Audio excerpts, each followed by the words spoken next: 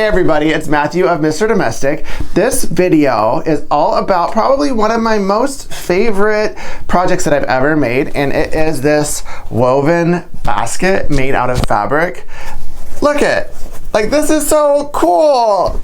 I've never seen anything like this in my life other than the one that I made last year. But I cannot wait to share this tutorial with you. So before we get into the content, anytime you're enjoying this, make sure to give this video the thumbs up and don't forget to subscribe to my channel. Now let's get ready to have some fun together. Video, I'm going to show you one, the strips that you need, and two, how to prepare the strips for your woven fabric basket. And this is like a traditional Easter basket with a handle, but just take this and run with it whatever size you want. So you're gonna need 9 of the main base fabric. They're gonna be with the fabric strips, 2 inches. And then you need 2 more for the handle that could or could not be the same fabric. I'm using the same fabric. And then you need some for the sides. And Helena wanted a rainbow, so I picked 6 different colors. They're also 2-inch width of fabric strips. So I have 6 different colors there. So those are the strips that you need. And then you need an interfacing. I've done this 2 ways where I've used like a decor weight, and that one was great, and I will link to that in the bottom. And then this one I'm using a Peltex 71F, and for this I cut it into 3/4 inch strips. And so if you're not familiar with using this kind, it's a little thicker than traditional interfacing, so you might want to cut those with the fabric strips wider than 2 inches, maybe 2 1/4, so you can flip them and follow this. So essentially you're going to have the textured side up and then put wrong side facing down of the fabric and just iron on top of it. You want it to be about 1/4 inch from the edge of the interfacing because you're going to fold that over and press it over eventually. So you want that to be shown. And then you just press it all the way to the end, and you just iron it and iron it. And this does not have to be precise. If you've seen any of my videos, you know I'm not all about precision, but you definitely want to have enough on the overhang, not the long overhang, but the short overhang. You want enough to where you'll definitely be able to fold it over. And I glue basted, which you'll see later on, but then you just press it, and I was totally ironing the wrong way here, so I just turned it around. The logistics of videotaping sometimes is wackadoodle. Hot mess I am. So you just press it, high heat, high steam, all the way across. Make sure that it's affixed. If not, you're going to do some more pressing, so it's no big deal here. You get all the way to the end. So that was fun watching me iron.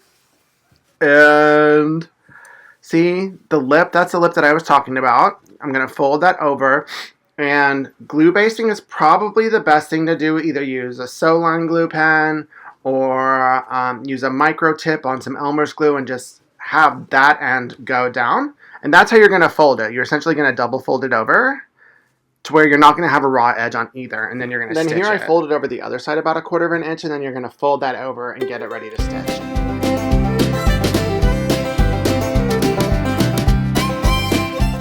Okay, now it's time to get our weave on. I prepared all of my strips. They're still with the fabric, and I have my wefting needle right here. It's the 1-inch version. And then some scissors. I'm going to show you how I cut them. And then these are Easy Grasp pins. They have a purple head from Dritz. They're super rad. And then some Aleene's Fabric Fusion, whatever kind of fabric glue you have.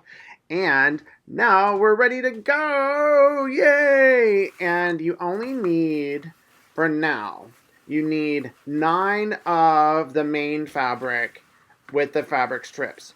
2 of them you're going to put aside so that you don't accidentally trim them in half. And then the other 6, the colors, you don't need them at all right now, so just put them aside. And okay, so yeah, definitely put those 2 aside. You don't want to accidentally cut them because then you'll have to make some more, but it's really not a big deal.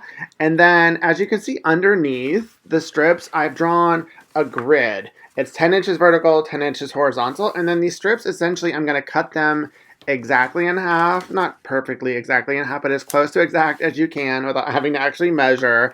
And you're going to end up with 18 hat width of fabric strips. And for some reason, I don't cut them all before I start weaving. So now I'm going to go ahead and start laying down the horizontal strips.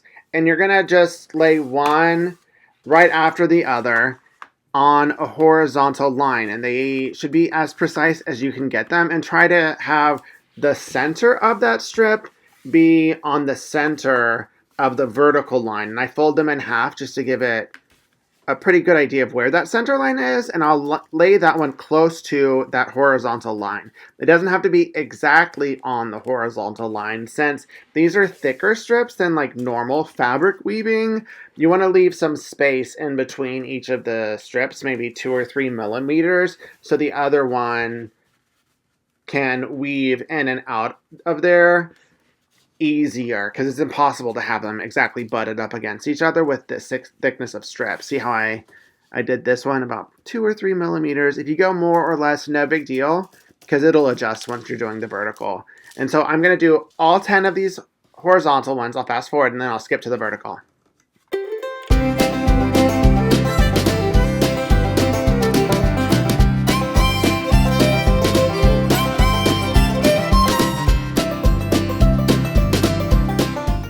So now we are ready to weave in the vertical, and just grab one strip, weave it into the wefty.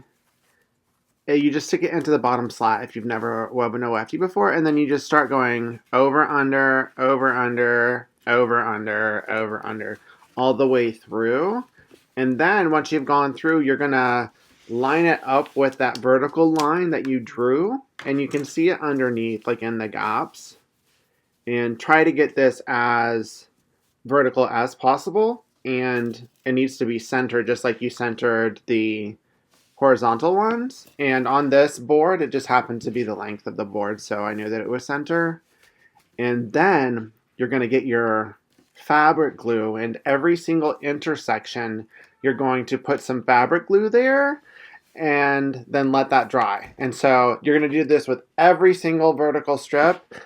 I just want to make sure whenever I'm making a basket that the base is super duper sturdy and it doesn't move around. And I feel like the additional glue gives it a little bit more substance since it's fabric.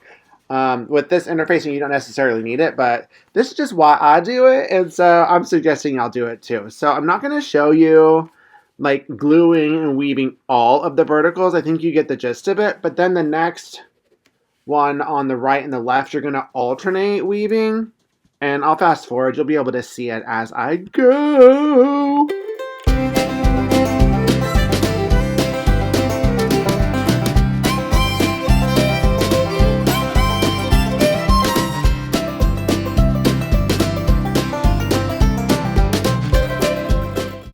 Okay, I'm popping back in here real time, because this is where you weave in the long with the fabric strips. This is going to make the handles. So as you're weaving this, make sure that it's centered. Some of y'all might have been like, well, I don't understand, I don't have enough strips. That's what those other with the fabric main fabric strips are for. So just weave those in as if you're weaving the smaller strips, and make sure that they're centered, and do the same thing with the 4 and the 7 position strips. So once you get the middle 4, then the 2 on the outside of that, basically. And I'm going back to fast forwarding.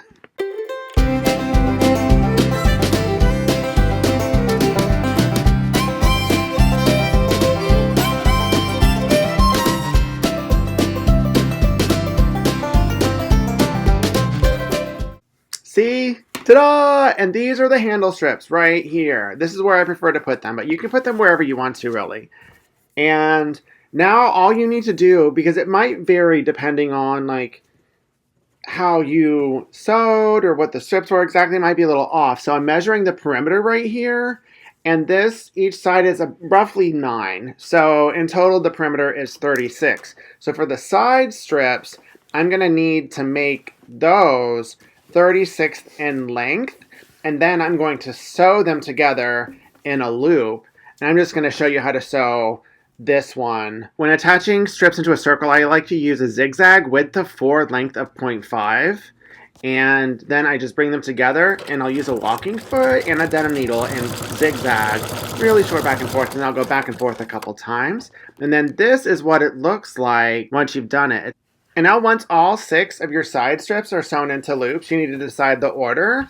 I'm starting on the bottom with orange and moving up the rainbow to where the pink is on the top. But essentially, you're just going to weave this, continue the weave, but you're going to bring the sides up into the vertical. And I don't bother measuring the sides of the bottom 5. I only measure the sides of the top one because that's the one that I want to make sure is super duper square. And the ones underneath, I don't even glue. They're going to move around on their own as you go up and more vertical, essentially. So don't worry about that. Just go opposite. It's going to be like over, under, or front, back if you're looking down. And this is really, really hard to video this in 3D, but it's essentially the same thing. So for the most part, I'm just going to speed this up so you're able to watch it, but it's a lot easier than it videotaped for you to do. And use clips. If you have clips, make sure to clip once you get past, especially the first one, just to keep it in place and keep them down on the bottom. And this is super duper fun, and you're going to totally enjoy it, and it's going to blow your mind that you are weaving in 3D. Yay! So I'm going to fast forward the rest of the bottom 3 circles, and then we're going to go to the top one.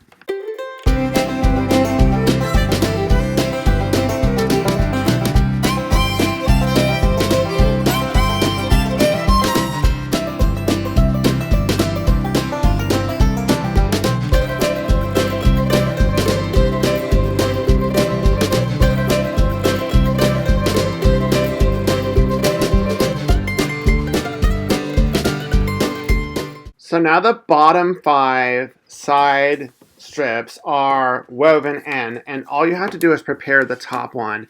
And this is the only one where I feel it's important to measure the sides to make sure that they're all about 9 inches for this size. And once again, I don't want the seam to be on the corner, and then I'm using a Frixion pen just to mark every 9 inches about. And that's where I'm going to finger press the corner. And I just want to make sure that those corners land exactly on the corners of the basket. And then you can adjust the bottom 5 as you need to, but this will allow everything to fall into place, essentially, and make it a crisper square, and you're not really guessing. And then it's all going to work. And then with this, you do the same exact thing that you did with the bottom 5, and you just continue the weave, and you use clips. And if you wanted to glue this one, you can glue this one down just to push all of the other ones down, and then let it dry before you put on the top. And so now that I have this square, I'm going to start weaving this in, and I'll fast forward through this part so you don't have to watch it. It's harder to see this way, but essentially you are just continuing with the weave going vertical. So it's the same kind of basket weave technique, just going vertical. So yay!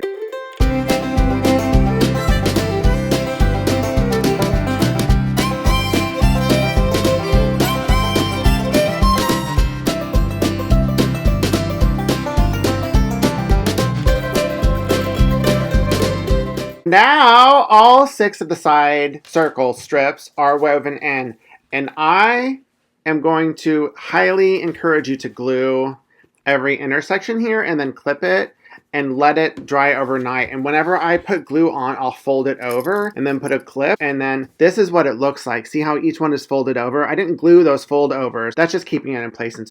All we have left is to prep the top band and to secure the handles. And so for the top band, you're going to need to make additional cuts. You should have some extra width of fabric, 3/4 inch interfacing left, but you'll need to cut a couple more. It can be 2 inches, it can be 1.5 inches of the fabric with the fabric. And this, you can put the interfacing in the center. It doesn't need to be towards the end. And then just press it. And so you're going to do 2 of these, and then you're going to sew them together. And they're going to kind of look like they were sewn on the top, the way that I'm doing it, but you're really just gluing it on there. So it's kind of like tricky. No one's gonna know. It's magic with fabric. This is what it looks like on the other side, right? Now all you have left to do with this is to fold and press one of the sides over to where it just stays in place. If you wanted to glue baste it to make sure it stayed, that might be helpful. I didn't here, but after doing it, I wish that I would have, because it would have helped with the sewing and the gluing of it on the top. So you just do this with both of them, and then you'll bring both of them over to your sewing machine, and I'll show you how you connect the two, and you do some top stitching so it'll look like it's sewn instead of glued on. So now with those two strips, if you right side together, put them along the folded edge, just make sure that those are aligned, and then you're going to sew right on the outside of the interfacing. Give it a couple millimeters so that it folds over nicely, and just sew down that line. And since you've already measured the perimeter, you know that the top also is going to be 9 by 9, so 36 inches. So you could have already cut this to 36 inches like I did. And then you'll sew this all the way down. And I'll fast forward so you don't have to see it. And now this is what it looks like when you sew them together. And now we're going to do some top stitching. I'm all about using my edge stitch foot, so I'm going to switch my feet and then come back to you. OMG, so I totally almost forgot that we needed to connect this into a circle, because essentially this is going over the top. So just like you connected the 6 side strips, you're going to use a zigzag with the same setting, but you're going to open it. So don't fold it over. You're going to open it and then zigzag, zigzag, zigzag, zigzag, zigzag, zigzag. Then do that a couple times to make sure that it's secure. And then this is what it looks like. So now I have my edge stitch foot on, and I am going to essentially top stitch or edge stitch each of the outside edges of the interfacing.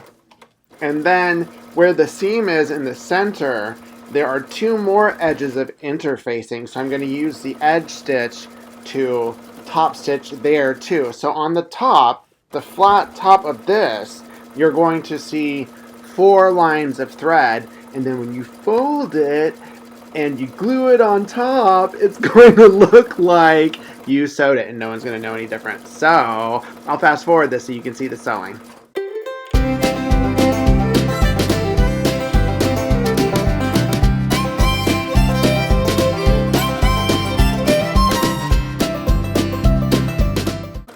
And boom, shake, shake, shake the room.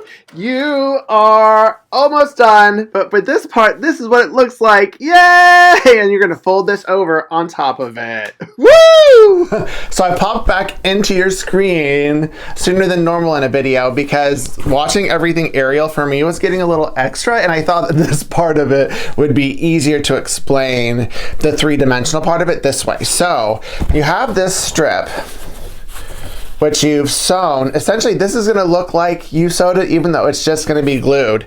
And you're going to take this and press it with the iron in a bit. But the first thing, now that all the clips have dried, just remove all the clips. I'm just doing this in real time, so you see there's nothing to be scared of. If you let it dry per the instructions, there's going to be some that you're going to have to lift up, no big deal, and pop it up like that. So you just remove them all like this. I'll speed it up a little. Okay, so I've lifted them all if there was any excess glue here. And now, other than these are the handles, so don't trim these. You're going to trim the excess off of the top right here to where it's the length of this right here. And this is about 3/4 of an inch. So that's what I'm going to trim to. And I'm going to estimate, but essentially this right here is going to fit on top of it, and we're going to cut out little slits from that seam to fit in the handle. So that's what I'm doing here. It doesn't have to be perfect either, because this is going to be hidden, this part. And ooh, just make sure, do not cut this handle. Dun, dun, dun. Cutting is fun. I'm not going to do it in real time, don't worry, I'm speeding up. So So now I've cut all of them to where they're roughly about 3/4, other than these long ones. And this right here, this I'm going to press in place first so I know exactly where the corners are and the creases are already done. But this is about 36 inches for mine when I measured it. So just every 9 inches I'm gonna put a crease similar to what I did for the top, the purple one right here. So I'll just start wherever. I don't want this seam to be on a corner. I just don't think that will be super duper secure. And I have my steam iron. High heat, high steam. Oh, get a facial while you're at it. Okay, this one is pressed. And this will pretty much secure it. What I found with this kind of interfacing is once you iron it and let it dry, as long as you don't shift it whenever it's drying, it's gonna stay where you want it to. So this is a little bit more than 9. There we go. Press this in the crease. I'll speed up the second too. And now I have it, and it should be mostly a square. If it's not perfect, it's totally fine. And then you're gonna glue, like glue.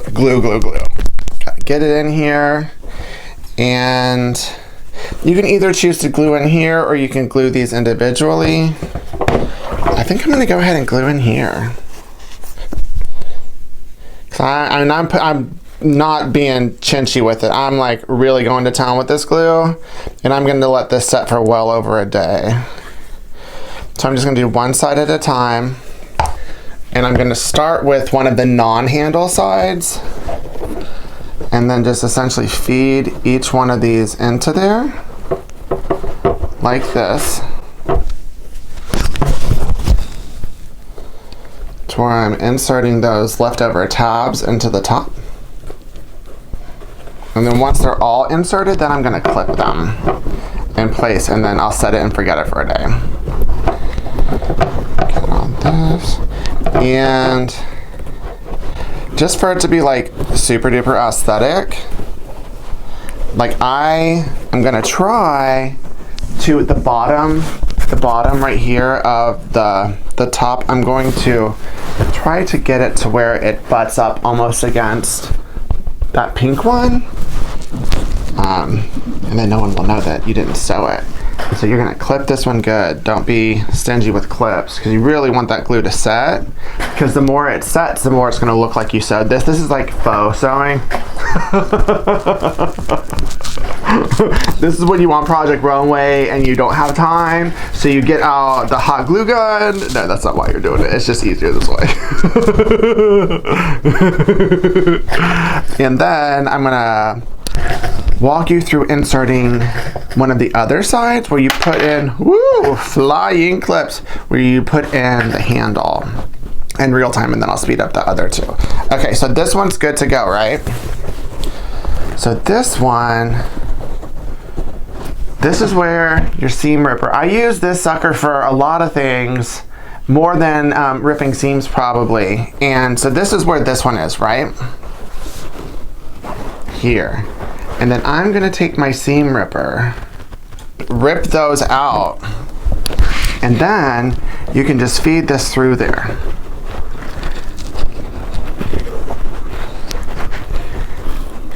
I almost was gonna like go down with my teeth and bite it. But I'm like, this is on video.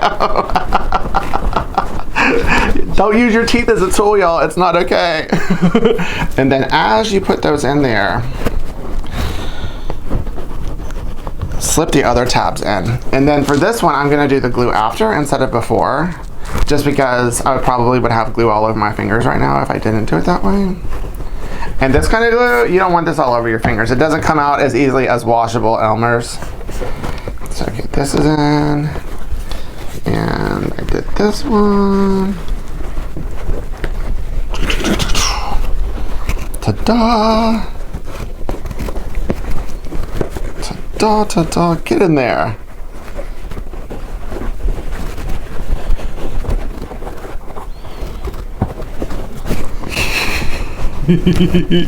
So, see how this, it's like you sewed over it and put the handles. And if you wanted to machine stitch this part just to make sure that you see the thread, go for it. I probably will too.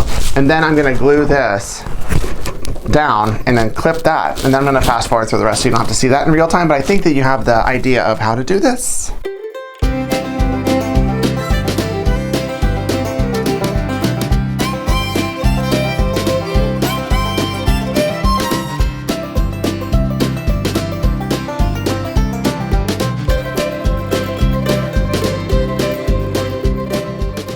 So now I have it all glued, all clipped all around the perimeter of the top. And then you're gonna let that set. I'm probably gonna let that set overnight before I even mess with it. But there's one more thing that you need to glue, and that is the handles. So you have these little stragglies, right? Just gonna cut off the excess fabric. These should be round about the same length. Let me just check. Right here, this one's a little bit longer. Then let me cut off the stragglies of this one. And what I'm just doing is I'm bringing it into the center. I'm estimate everything. It makes it so much easier. And then, there. And so what you're gonna do with this, you're gonna bring one over here and you're gonna hide it in there. And the other one's gonna go there and it's gonna hide. Like that. And the same with this one. It's going to go over here and it's going to hide like this, and then this one's going to hide there. And this one I'm using for an Easter basket, so the handles are going to be shorter. If you wanted longer handles, then you would do more than a width of fabric strip for here, just to make sure that it goes. You could even cut a new strip and then do it that way. So that's what I'm going to do here. I'm going to bring, which one where? This one is under, so I'm going to bring this one under here.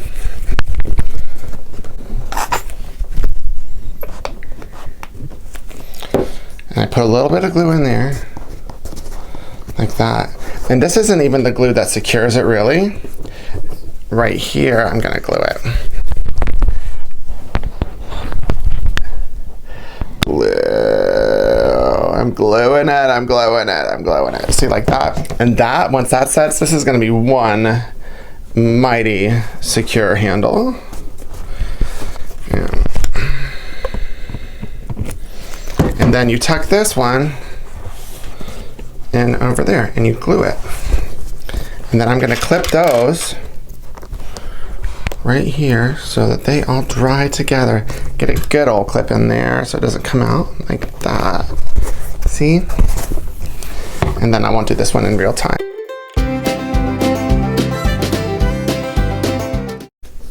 And then just one final thing with the handles, make sure that they're touching since there's a lot of glue there. It would hate to have a space there, and then it would harden and thicken and it wouldn't be secure. But once these handles dry, you're gonna be good to go. So now you have got yourself a handy dandy woven basket made from fabric that is going to amaze your friends and family and probably even yourself. I am totally stoked and I can't wait to show Helena this. So if you enjoyed this video, if you got some tips or some tricks or had some fun, learned how to do something new, then make sure to give me the thumbs up and don't forget to subscribe to my channel. So keep it positive, y'all. Mr. Domestic out.